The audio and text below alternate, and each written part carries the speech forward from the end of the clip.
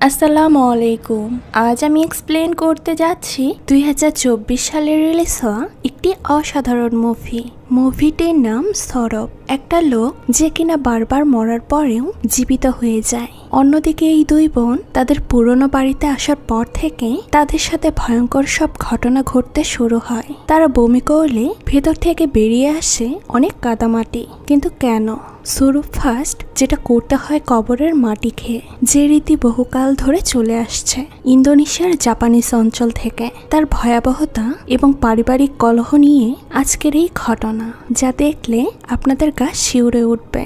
তাহলে আর দেরি না করে চলুন ঘুরে আসা যাক ইন্দোনেশিয়ায় ঘটে যাওয়া এক ভয়ঙ্কর কালো জাদুর গল্প থেকে। তো ঘটনার শুরুতেই আমরা দেখতে পাই একজন ডেলিভারি ম্যান যে কিনা একটা বাড়িতে এসেছে পার্সেল ডেলিভারি করার জন্য। কিন্তু কয়েকবার বেল বাজানোর পরেও কেউ দরজা খুলছিল না। ভেতরে তাকিয়ে এসে দেখতে পাই একটা বৃদ্ধ লোক হাঁটাহাঁটি করছে।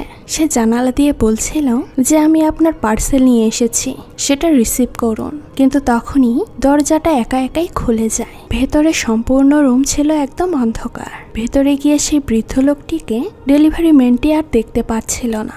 সামনে যেতেই হঠাৎ করে টিভিটা অন হয়ে যায়, আর পাশেই সে দেখতে পারে সেই বৃদ্ধ লোকটিকে, যেটা অদ্ভুতভাবে তার সামনে বমি করে দেয়। আর ভেতর থেকে বের হয়ে আসছিল অনেক কাদামাটি। তখন ডেলিভারি ম্যানটির পেছনে থাকা দরজাটি একা একাই খুলে যায়, আর ভেতর থেকে কেউ একজন তাকে ডাকছিল। কিন্তু সেখানে যাওয়ার পর লোকটি একেবারে থ হয়ে যায়, কেননা সেই বৃদ্ধ লোকটি সেই ঘরেই একটা দড়িতে ঝুলছিল, অর্থাৎ সে ফাঁসি দিয়ে মারা গিয়েছে। এটা দেখে লোকটি প্রচন্ড ভয় পেয়ে যায়, আর সিনটা এখানেই কাট হয়ে যায়। তো এরপর আমরা দুই বোনকে দেখতে পাই। বড় বোনের নাম হানিফ আর ছোট বোন ইস্তি। হানিফ বাড়িতে থেকে সেলাইয়ের কাজ করে, আর ইস্তি ভার্সিটিতে পড়ে। তাদের দুই বোনের এই পৃথিবীতে আর কেউ নেই, দুইজনই দুজনের পৃথিবী। তো সেখানে আমরা জানতে পারি ছোট বোন ইস্তি একটা ডিবেটে অংশগ্রহণ করবে, আর যার জন্য তাকে জাকার্তা শহরে যেতে হবে। এই কারণে তারা দুই বোন খুবই খুশি ছিল। এমন সময় তাদের কাছে একটা কল আসে। হানিফ কল রিসিভ করতেই ওই পাশ থেকে তাদের আন্টি সাইদা বলতে থাকে, তোমাদের আঙ্কেল খায়েরের অবস্থা খুব একটা ভালো নয়, হয়তো তিনি আর বেশি দিন বাঁচবে না। বারবার তোমাদের নাম নিচ্ছে, তোমাদের এখানে একটু আসতে হবে। তো এরপর আমরা দেখতে পাই তারা দুই বোন গ্রামের বাড়িতে যাওয়ার জন্য প্রস্তুতি নেয়, এবং একটা বাসে করে তারা গ্রামে যাচ্ছিল। তো সেখানে আমরা দেখতে পাচ্ছিলাম গ্রামের বাড়িতে যাওয়া নিয়ে বেশি একটা খুশি ছিল না হানিফ। ওখানে যাওয়ার পরে তাদের রিসিভ করে তাদের সাইদা আন্টির হাজব্যান্ড। তারা যখন গাড়িতে করে আসছিল তখন তাদের চাচার কথা সাইদার হাজব্যান্ডকে হানিফ জিজ্ঞেস করে, কিন্তু সাইদার হাজব্যান্ড কোনো উত্তরই দিচ্ছিল না। পৌঁছাতে পৌঁছাতে তাদের রাত হয়ে যায়। সাইদা তখন তাদের আঙ্কেলের সাথে তাদের দেখা করিয়ে দেয়, যার অবস্থা ছিল খুবই খারাপ, মানে মৃত্যুর সাথে লড়াই করছে এমন অবস্থা। কিন্তু এই লোকটাকে, অর্থাৎ এই খায়েরকেই আমরা কিন্তু ঘটনার শুরুতে ফাঁসি দেওয়া অবস্থায় দেখতে পেরেছিলাম। তো যাই হোক, তাদের দুই বোনের মধ্যে কোনো ভালোবাসা ছিল না তাদের চাচা খায়েরের জন্য। সেখানে ইস্তি বলছিল তার এখানে ভালো লাগছে না, এখান থেকে চলে যেতে।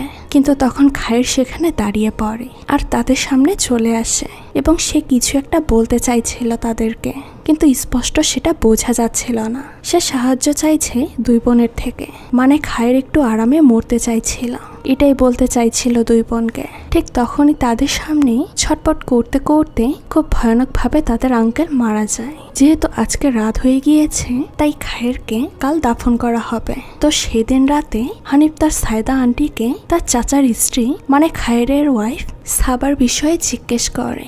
সাইদা সেখানে জানায় যে তোমাদের চাচি তোমরা এই বাড়ি থেকে চলে যাওয়ার পর থেকেই সেও চলে গিয়েছে তোমার চাচাকে ছেড়ে, আর এরপর থেকেই তোমার চাচার অবস্থা ধীরে ধীরে খারাপ হতে শুরু করে। সেখানে তারা আরো জানতে পারে যে তাদের চাচা আগে আরো কয়েকবার মারা গিয়েছে, কিন্তু তাকে দাফন করার আগে সে আবারও জীবিত হয়ে যায়। তো এমন ভয়ানক কথা শুনে তারা দুই বোন বেশ ভয় পেয়ে যায়। সেখানে সাইদা বলছিল তোমাদের চাচা মনে করে তোমরা এখানে আসলে হয়তো সে একটু শান্তিতে মরতে পারবে, তাই তোমাদেরকে ফোন করে আনা হয়েছে। রাতে তারা রুমে চলে গেলে দেখতে পারে ছোটবেলার রুমটা ঠিক যেমন ছিল এখনো ঠিক তেমনই আছে। সব খেলনা এখনো আগের মতোই রয়েছে। তো রাতে তারা যখন শুয়েছিল তখন ইস্তি বলছিল তার বোনকে এমনও তো হতে পারে যে এবারও চাচা মারা যায়নি, সে আবারও জীবিত হয়ে যাবে। তখন তার বোন হানিফ তাকে বলে, যাই হোক আমাদের এসব দেখার দরকার নেই, কালকে দাফন কোনো রকম সম্পূর্ণ হলেই আমরা এখান থেকে চলে যাব।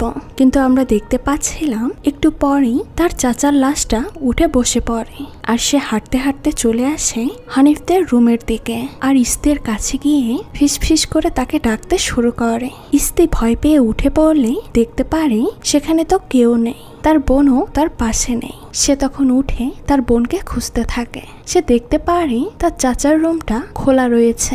সেটা দেখে সে প্রচন্ড ভয় পেয়ে যায় আর তার বোনকে হন্যে হয়ে খুঁজতে থাকে। এমন সময় তার পেছনে আমরা দেখতে পাই তার চাচা খায়েরকে, যে স্থির হয়ে দাঁড়িয়েছিল। কিন্তু সে যখন পেছনে তাকায় তখনই তার চাচা খায়ের গায়েব হয়ে যায়। এমন সময় তার বোন বাথরুম থেকে বের হয়ে আসে। ইস্তি তার সাথে ঘটা তার চাচার কথা হানিফকে বলে, কিন্তু তার বোন চেয়ে দেখে তার চাচার ঘরের দরজাটি এখনো বন্ধই রয়েছে। তো পরের দিন সকালে আমরা দেখতে পাচ্ছিলাম খায়েরের মৃতদেহ সামনে রেখে সবাই কোরআন তেলাওয়াত করছিল। এরপর খায়েরকে দাফন করতে নিয়ে যাওয়ার সময় হঠাৎ করে ইস্তির কানে অদ্ভুত সব শব্দ ভেসে আসছিল এবং তার নাক থেকে রক্ত পড়তে শুরু করে। এই অবস্থায় তাকে দেখে সাইদা বলে, তোমাদের আজকে যেতে হবে না শহরে, তোমরা এখানে থেকে কয়েকদিন রেস্ট নাও, তারপর চলে যেও। তো সেই ঘরে ফ্লোরের মধ্যে একটা ছোট্ট পুতুল পড়ে থাকতে দেখতে পারে হানিফ, যেটা দেখে তার ছোটবেলার কথা মনে পড়ে যায়। তার মা এই পুতুলটিতে অনেকগুলো সুচ ঢুকিয়ে রাখত।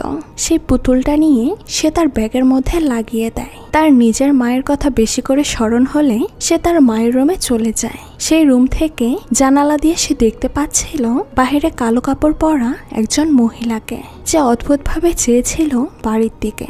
সেই মহিলাটি যখন নোটিস করে যে তাকে কেউ দেখছে তখন সে সেখান থেকে চলে যায়। হানিফ তার মায়ের রুমে রাখা তার মা বাবার ছবি দেখে অনেক ইমোশনাল হয়ে যায়। তো এরপর আমরা একটা ফ্ল্যাশব্যাক দেখতে পারি। আমরা দেখতে পাচ্ছিলাম তারা দুই বোন যখন ছোট্ট ছিল তখন মাগরিবের ওয়াক্ত হয়ে যাওয়ায় বাড়িতে ফিরতে ফিরতে তাদের অনেক দেরি হয়ে যায়। বাড়িতে আসার পর তাদের মা তাদেরকে অনেক বকা দিচ্ছিল এত লেট করে বাড়িতে ফেরার জন্য।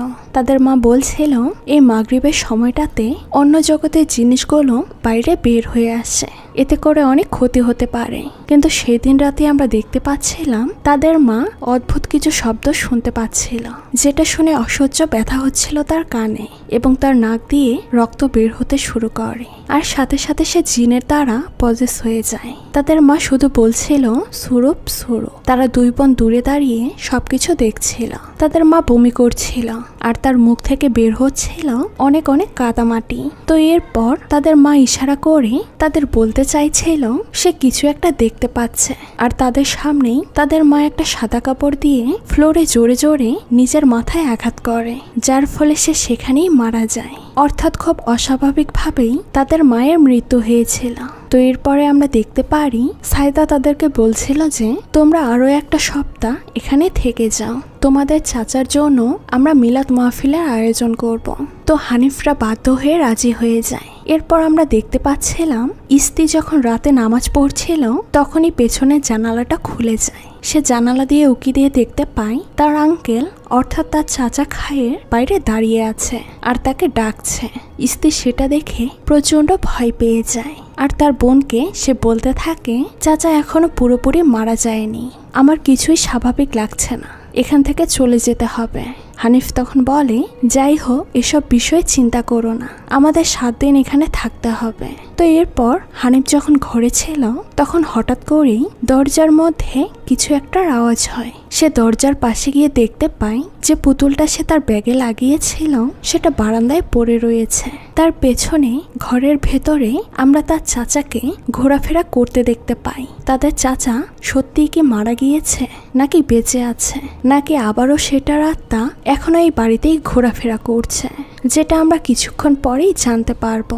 তো রাতে যখন তারা ঘুমোচ্ছিল ঠিক তখনই ভয়ানকভাবে ইস্তির কাছাকাছি চলে আসে তাদের চাচা খায়ের। এতে প্রচন্ড ভয় পেয়ে যায় ইস্তি। সে চিৎকার করে উঠে যায়, অর্থাৎ এটা হয়তো তার একটা স্বপ্ন ছিল। এর পরের দিন সকালে আমরা দেখতে পারি হানিফ তাদের ঘরটা পরিষ্কার করছে। এমন সময় সেখানে একটা টেবিলের ভেতরে একটা কাপড়ে মোড়ানো কিছু একটা সে দেখতে পায়। সে সেটা খোলার পর দেখতে পারে এটা একটা অস্ত্র। এদিকে ইস্তি যখন টেবিলে বসেছিল তখন আবারও তার নাক দিয়ে রক্ত বের হতে শুরু করে। এমন সময় সে ফ্লোরের মধ্যে দেখতে পায় তার ছোটবেলার খেলনাটা তার দিকেই এগিয়ে আসছে। সে এটা দেখে খুবই ভয় পেয়ে যায়। আর তখনই আমরা দেখতে পাই সে আরো বেশি ছটপট করতে শুরু করে। দেখে মনে হচ্ছিল যেন তার ভেতরে কিছু একটা ঢোকার চেষ্টা করছিল। এরপর কি হয় সেটা আর দেখানো হয় না। রাতে